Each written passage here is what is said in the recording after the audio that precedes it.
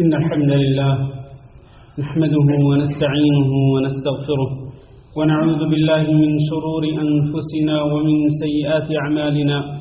من يهده الله فلا مضل له ومن يضلل فلا هادي له وأشهد أن لا إله إلا الله وحده لا شريك له وأشهد أن محمدا عبده ورسوله اللهم صل على محمد وعلى آل محمد كما صليت على إبراهيم وعلى آل إبراهيم إنك حميد مجيد اللهم بارك على محمد وعلى آل محمد كما باركت على إبراهيم وعلى آل إبراهيم إنك حميد مجيد أما بعد فإن خير الحديث كتاب الله وخير الهدي هدي محمد صلى الله عليه وسلم وشر الأمور محدثاتها وكل محدثة بدعة وكل بدعة ضلالة وكل ضلالة في النار أعوذ بالله من الشيطان الرجيم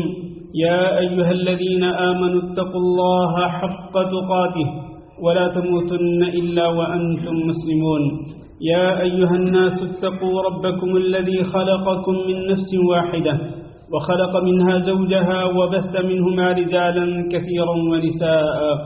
واتقوا الله الذي تساءلون به والأرحام إن الله كان عليكم رقيبا يا أيها الذين آمنوا اتقوا الله وقولوا قولا سديدا يصلح لكم أعمالكم ويغفر لكم ذنوبكم ومن يطع الله ورسوله فقد فاز فوزا عظيما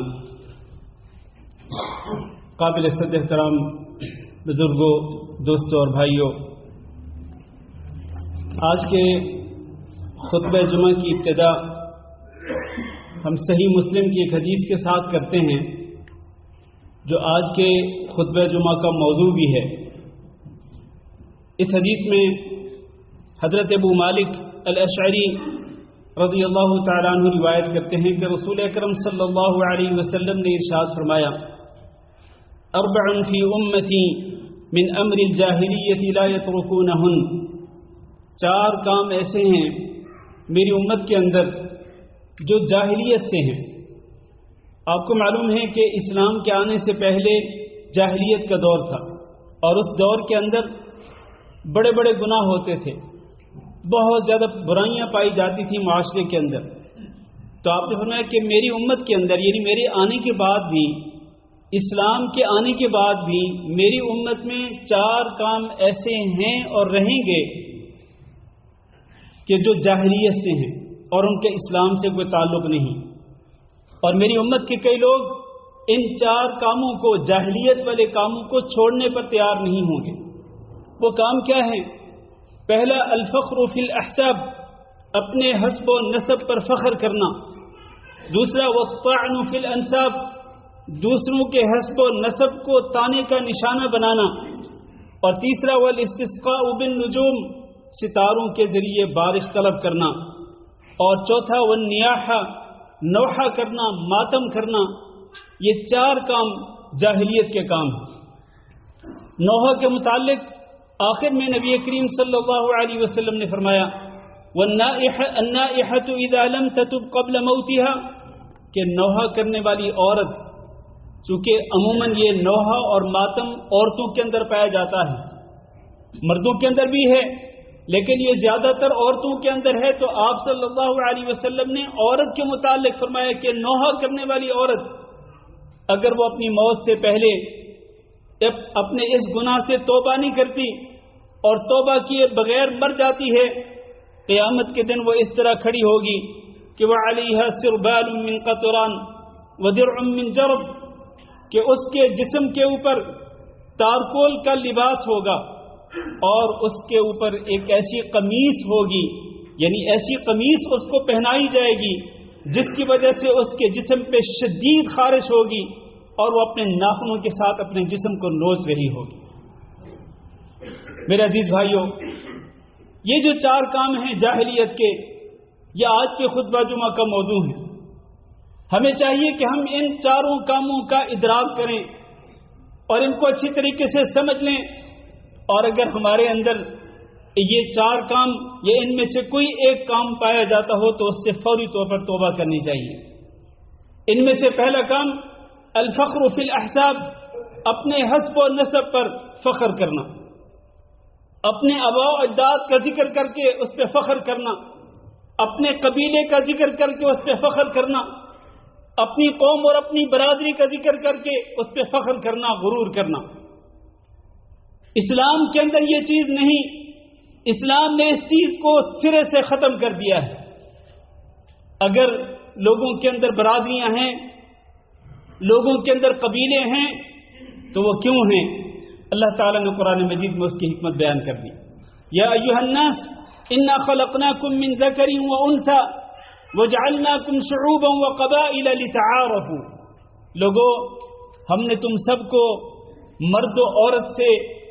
عورت کے ملاپ سے پیدا کیا ہے،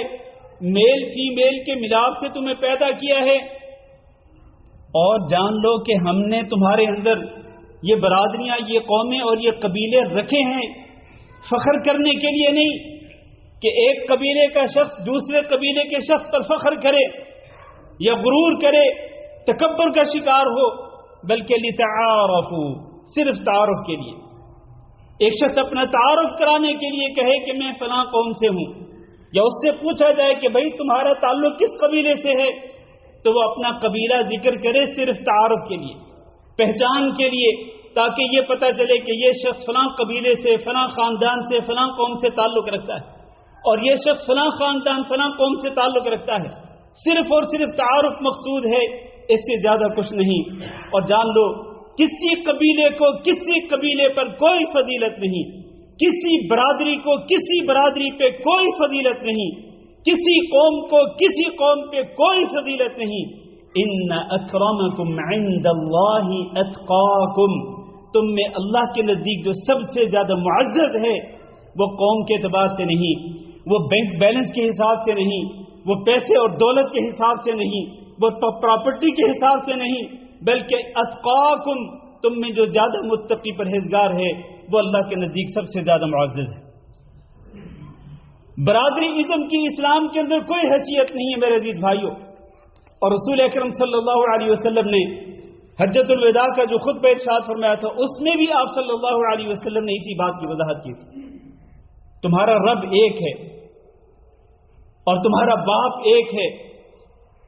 تمہارا قبلہ ایک ہے، تم ایک رب کی عبادت کرتے ہو، ایک قبلے کی طرف رخ کر کے نماز پڑھتے ہو۔ کسی عجمی کو عربی پر، کسی عربی کو عجمی پر، کسی گورے کو کالے پر اور کسی کالے کو گورے پر کوئی فضیلت نہیں، الا بالتقوی، صرف تقوی کے ذریعے ہی کسی کو کسی پر فضیلت حاصل ہو سکتی ہے۔ یہ معیار ہے اللہ کے نزدیک اور رسول اکرم صلی اللہ علیہ وسلم کے نزدیک۔ سنن ابو داؤد میں ایک حدیث ہے، اس حدیث کو ذرا توجہ سے سنیے۔ حضرت ابو ہریرہ رضی اللہ تعالیٰ عنہ بیان کرتے ہیں، نبی کریم صلی اللہ علیہ وسلم نے فرمایا، ان اللہ قد اذهب عنکم عبیۃ الجاہلیہ، اللہ رب العزت نے تم سے جاہلیت کی نخوت اور اس کے غرور کو ختم کر دیا ہے۔ جاہلیت میں تھی یہ چیز، قبیلے کی بنیاد پہ، قومیت کی بنیاد پہ غرور، تکبر، لیکن اللہ رب العزت نے تم سے اے مسلمانوں اس چیز کو ختم کر دیا ہے، اب اس کا وجود نہیں۔ وفخرها بالآباء، جاہلیت میں لوگ اپنے آباء و اجداد اور اپنی قومیت کی بنیاد پہ فخر کرتے تھے، اللہ نے اس کو بھی ختم کر دیا ہے۔ اب لوگ دو قسم کے ہیں، سنیں ذرا الفاظ نبی صلی اللہ علیہ وسلم کے،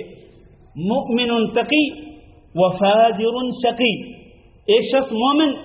اور وہ متقی پرہیزگار ہو، یہ اللہ کے نزدیک معزز ہے، اور دوسرا فاجر شقی، ایک شخص اللہ کا نافرمان ہے، وہ بدبخت انسان ہے، اللہ کے نزدیک وہ ذلیل ترین انسان ہے، چاہے اس کا کسی بڑے قبیلے اور کسی بڑے خاندان سے تعلق کیوں نہ ہو، لوگوں کی نظروں میں اگر وہ فاجر فاسق ہے تو وہ بدبخت انسان ہے اور اللہ کے نزدیک اس کی کوئی عزت نہیں۔ پھر نبی صلی اللہ علیہ وسلم نے فرمایا، انتم بنو آدم وآدم من تراب، تم سارے کے سارے آدم کی اولاد ہو اور آدم کو مٹی سے پیدا کیا گیا تھا۔ پھر نبی صلی اللہ علیہ وسلم نے ایک دھمکی دی، ایک وعید سنائی، فرمایا لَيَدْعَنَّ رِجَالٌ فَخْرَهُمْ بِأَقْوَامٍ إِنَّمَا هُمْ فَحْمٌ مِّن فَحْمِ جَهَنَّمَ، کہ لوگوں تم اپنی قوموں کی بنیاد پر فخر کرنے کو چھوڑ دو، قومیت کی بنیاد پہ، برادری ازم کی بنیاد پہ فخر کرنا چھوڑ دو۔ اور آپ نے اس دور کے لوگوں کو فرمایا کہ تمہارے جو آباء و اجداد تھے وہ تو جہنم کے کوئلوں میں سے ایک کوئلہ بن چکے ہیں، کیونکہ وہ کافر تھے۔ اب ان کی بنیاد پہ تم کس طرح فخر کر سکتے ہو؟ فرمایا تم یہ کام چھوڑ دو، ورنہ پھر کیا ہوگا؟ أَوْ لَيَكُونَنَّ أَهْوَنَ عَلَى اللَّهِ مِنَ الْجِعْلَانِ الَّتِي تَدْفَعُ بِأَنْفِهَا النَّتْنَ، کہ یا پھر تمہاری حالت ویسی ہو جائے گی، تم اس طرح ذلیل و خوار ہو جاؤ گے جس طرح ایک کیڑا جو ہے وہ ذلیل و خوار ہوتا ہے اور وہ اپنے ناک کے ساتھ وہ گندگی کو دور کرتا ہے۔ زمین پہ رینگنے والا ایک کیڑا، وہ اپنی ناک پہ اگر اپنی ناک کے ساتھ وہ مٹی کو، گندگی کو، بدبودار چیز کو ہٹاتا ہے، اس کی کوئی عزت نہیں ہوتی۔ بالکل تم بھی اسی طرح سے ذلیل و خوار ہو جاؤ گے اگر تم نے اس چیز کو نہ چھوڑا جو کہ جاہلیت کے اندر تھی۔ میرے بھائیو، آج دکھ اور افسوس سے کہنا پڑتا ہے کہ مسلمانوں کے اندر آج یہ چیز موجود ہے، برادری ازم کی بنا پہ اور قومیت کی بنا پہ فخر کرتے ہیں اور اپنے آپ کو دوسروں سے بہتر جانتے ہیں۔ اسلام کے اندر اس کا وجود نہیں، بلکہ کئی لوگوں کی حالت یہ ہے کہ صرف برادری ازم کی بنا پہ وہ اپنی قوم کی نصرت کرتے ہیں،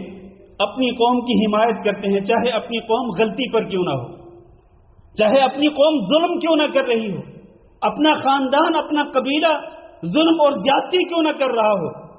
ایک شخص اپنی قوم کی حمایت کیوں کرے گا؟ وہ صرف اس لیے کہ وہ میری قوم ہے، وہ میرا خاندان ہے، میرا قبیلہ ہے۔ نبی کریم صلی اللہ علیہ وسلم کی حدیث سنیے، فرمایا من قتل تحت راية علمية يدعو عصبية وينصر عصبية فقتلة جاہلیہ، جو شخص مارا جائے ایک اندھے جھنڈے تلے عصبیت کی طرف دعوت دیتے ہوئے اور عصبیت کی نصرت اور حمایت کرتے ہوئے کہ فلاں میرا قبیلہ ہے، میں نے اس کی نصرت کرنی ہی کرنی ہے، فلاں میری قوم ہے، میں نے اس کی حمایت کرنی ہی کرنی ہے، چاہے وہ غلطی پر کیوں نہ ہو،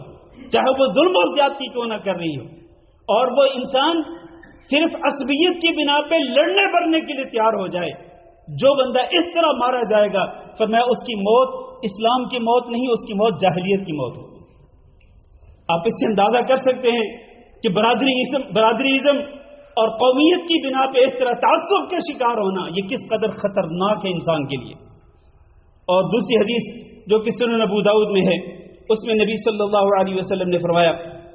کہ من نصر قومه على غیر الحق فهو كالبعير الذي ردي فهو ينزع بذنبه، کہ جو شخص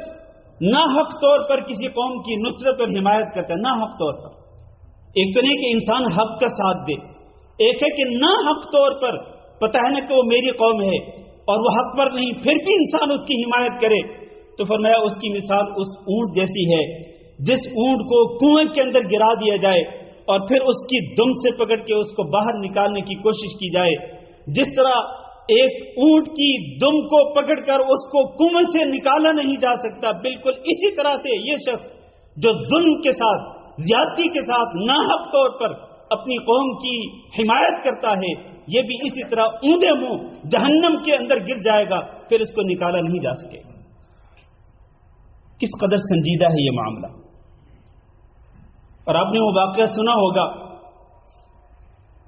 مختصر یہ ہے کہ ایک انصاری اور ایک مہاجر کے درمیان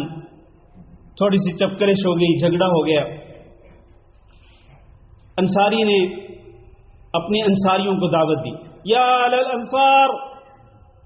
انصاریوں میں تمہارا انصاری بھائی ہوں، آؤ میری مدد کرو۔ اس کے مقابلے میں مہاجر نے کیا کہا؟ کیا یا للمہاجرین،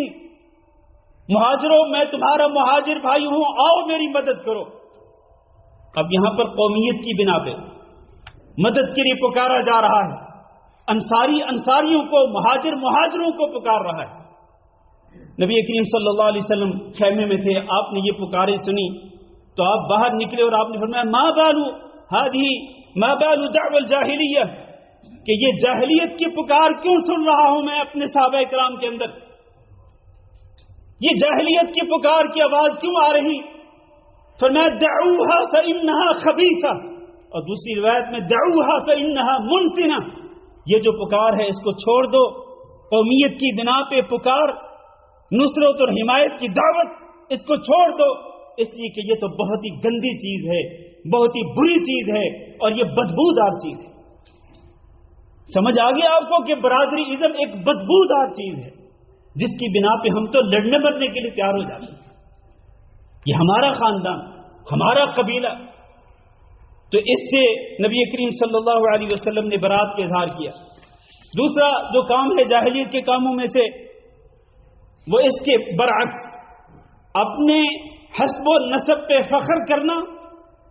اور دوسروں کے حسب و نسب پہ تان کرنا، دوسروں کے خاندانوں پر برا عیب لگانا، دوسروں کی قوموں پر عیب لگانا، ان کو حقیر سمجھنا اور ان کے نقائص لوگوں کے سامنے بیان کرنا، اپنے آپ کو بہتر سمجھنا، اپنی قوم کو بہتر سمجھنا اور دوسروں کے عیبوں کو بیان کرنا۔ اللہ نے فرمایا لا يسخر قوم من قوم عسى ان يكونوا خيرا منهم، کوئی قوم کسی قوم کا مذاق نہ اڑائے، ہو سکتا ہے کہ جس کا مذاق اڑایا جا رہا ہو وہ مذاق اڑانے والی قوم سے بہتر ہو۔ اور آگے فرمایا ولا تلمزوا انفسكم، تم آپس میں ایک دوسرے کو تانا نہ دیا کرو۔ اور یہ جو الطعن فی الانساب ہے، اس کے کئی معنی کیے گئے ہیں۔ ایک معنی یہ ہے کہ انسان استہزاء کرنے کے لیے، مذاق اڑانے کے لیے، حقیر سمجھتے ہوئے دوسری قوم کی برائیوں کو بیان کرے اور ان کے اندر تان اندازی کرے۔ اور ایک معنی یہ ہے کہ ایک شخص یہ کہے کہ میں فلاں باپ کا بیٹا ہوں اور میرا تعلق فلاں برادری سے ہے، فلاں قوم سے میرا تعلق ہے، تو اس کے جواب میں جو سننے والا ہے، سامنے والا بندہ، وہ کہے اچھا وہ تمہارا باپ ہے اور وہ تمہاری قوم اور تمہارا قبیلہ اور تمہارا خاندان ہے، تمہارا قوم ایسا، تمہاری قوم ایسی، تمہارا خاندان ایسا، پھر وہ ان کے اندر تان اندازی شروع کر دے۔ یہ چیز اسلام کے اندر نہیں، یہ جاہلیت کے کاموں میں سے ایک کام ہے۔ اور اللہ تعالیٰ نے قرآن مجید کے اندر ارشاد فرمایا وَيْلٌ لِكُلِّ هُمَزَةٍ لُمَزَةٍ، ہر اس شخص کے لیے بربادی ہے۔ اور دوسری تفسیر کے مطابق جہنم کی وادیوں میں سے ایک وادی، جہنم کی گھاٹیوں میں سے ایک گھاٹی ہر اس شخص کے لیے جو حمز و لمز کرتا ہے۔ حمز اور لمز کیا ہوتا ہے؟ دوسروں کے عیبوں کو ٹٹولنا اور ان کے عیبوں کو اچھالنا، ان کے نقائص کو ٹٹولنا اور ان کے نقائص کو لوگوں کے سامنے اچھالنا، بدنام کرنا۔ یہ ہے الطعن فی الانساب، اپنے حسب و نسب کو بہتر سمجھتے ہوئے فخر و غرور کرنا اور دوسروں کے حسب و نسب کو حقیر سمجھتے ہوئے ان کا مذاق اڑانا، ان کی برائیوں کو بیان کرنا، نقائص کو بیان کرنا، یہ جاہلیت کے کاموں میں سے ایک کام۔ بلکہ میرے بھائیوں، آپ یہ حدیث سن کے حیران ہوں گے، نبی صلی اللہ علیہ وسلم نے اس کو کفر قرار دیا ہے۔ صحیح مسلم کی حدیث فرمایا اثنتان فی الناس ہما بہم کفر، لوگوں کے اندر دو ایسی خصلتیں ہیں جو کہ کفر کا سبب بنتی ہیں، اور وہ دو خصلتیں کیا ہیں؟ الطعن فی الانساب، ایک تو حسب و نسب کے اندر تانا کرنا، حسب و نسب کو نشانہ بنانا، اور دوسرا النوحۃ علی المیت والنیاحۃ علی المیت، میت پہ نوحہ کرنا۔ یہ دو کام ایسے ہیں جن کی وجہ سے انسان کفر کی طرف چلا جاتا ہے، یعنی کفر کا ارتکاب کرتا ہے ان دو کاموں میں سے کسی ایک کام کے ارتکاب کرتے ہیں۔ اس کو علماء کفر اصغر کہتے ہیں، جس کی وجہ سے انسان دائرہ اسلام سے خارج نہیں ہوتا، لیکن یہ کام کون سا ہے؟ یہ کافر والا کام، یہ کفر اصغر ہے جس کے انسان ارتکاب کرتا ہے، الطعن فی الانساب۔ تیسرا کام میں مختصر کرتا ہوں میرے عزیز بھائیوں، چار جاہلیت والے کاموں میں سے تیسرا کام ستاروں کے ذریعے بارش طلب کرنا۔ یہ عقیدہ رکھنا کہ جب تک وہ فلاں ستارہ طلوع نہیں ہوگا تب تک بارش نہیں آئے گی، ایسے جیسا کہ بارش کے اختیار اس ستارے کے پاس، وہ ستارہ طلوع نہیں ہوگا بارش نہیں ہوگی، طلوع ہوگا تو بارش ہوگی۔ اور اگر بارش ہو جائے تو پھر انسان یہ عقیدہ رکھے کہ یہ فلاں ستارے کی وجہ سے ہوئی۔ یہ عقیدہ رکھنا یہ بھی جاہلیت کے اعمال میں سے ایک عمل ہے۔ جاہلیت کے عقائد میں سے ایک عقیدہ ہے،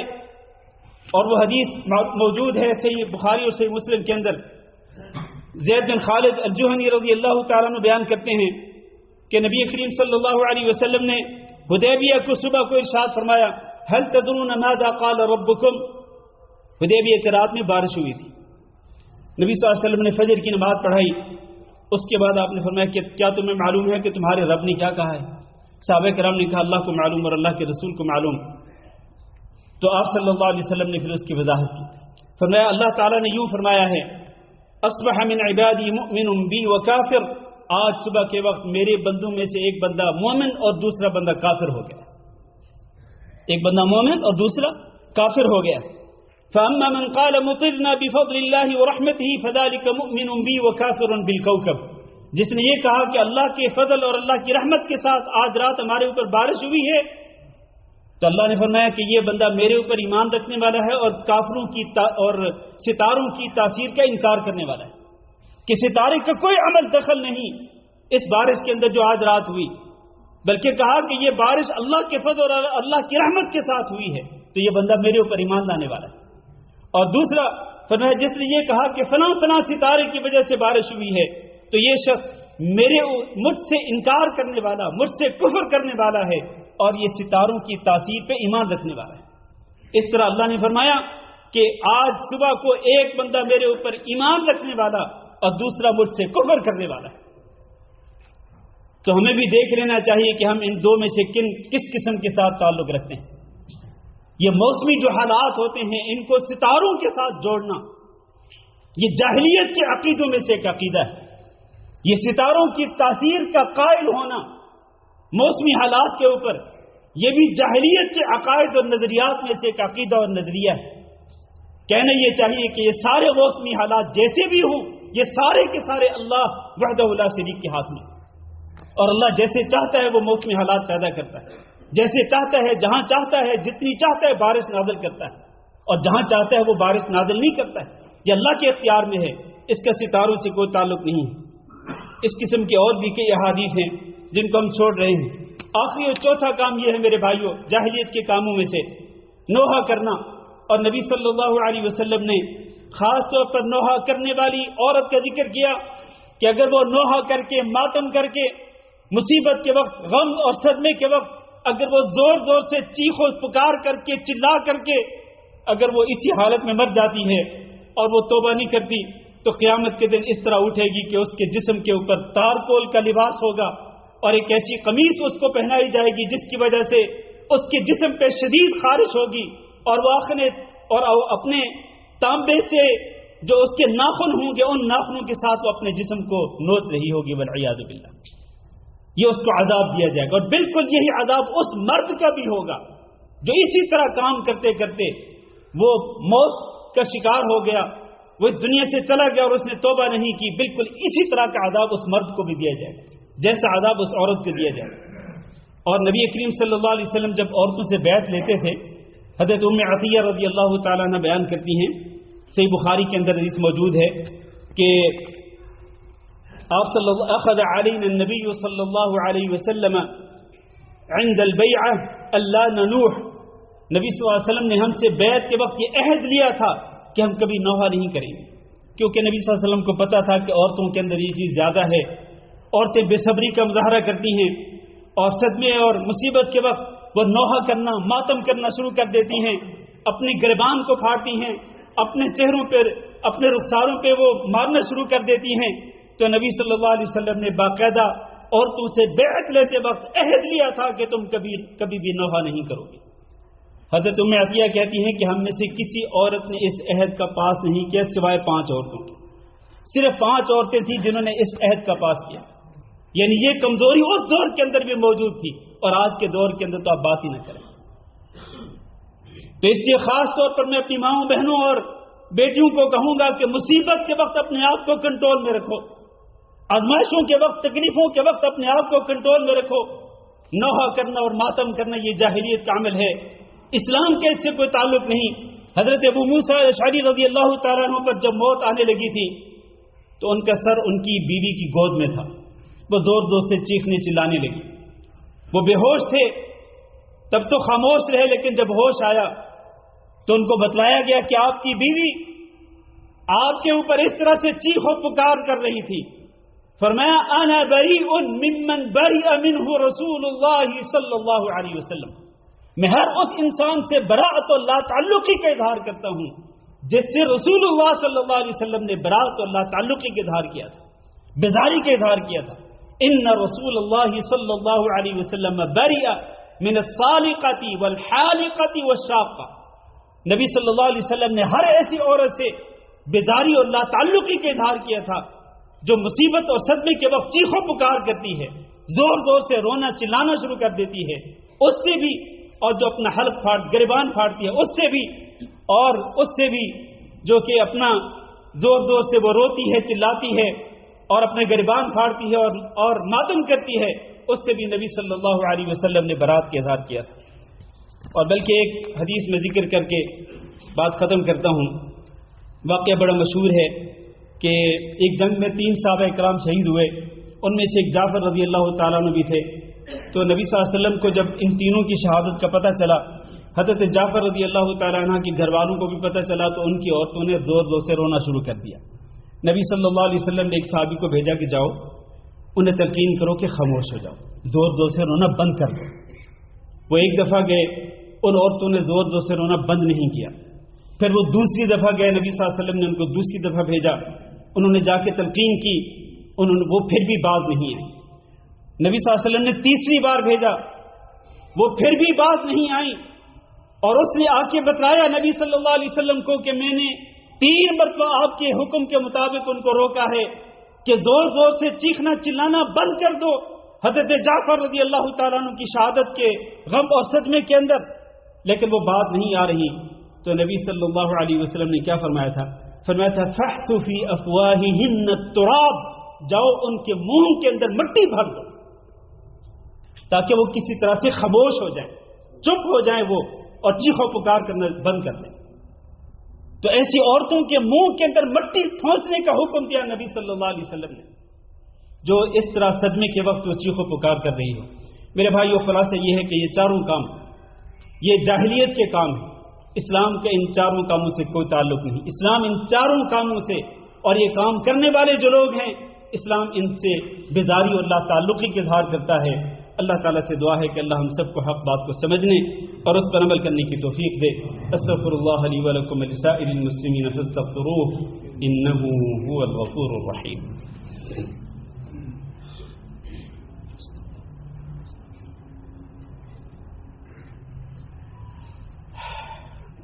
الحمد لله نحمده ونستعينه ونستغفره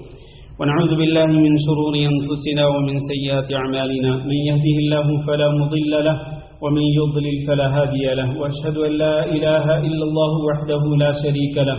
وأشهد أن محمدا عبده ورسوله. اللهم صل على محمد وعلى آل محمد كما صليت على إبراهيم وعلى آل إبراهيم إنك حميد مجيد. اللهم بارك على محمد وعلى آل محمد كما باركت على إبراهيم وعلى آل إبراهيم إنك حميد مجيد. أما بعد،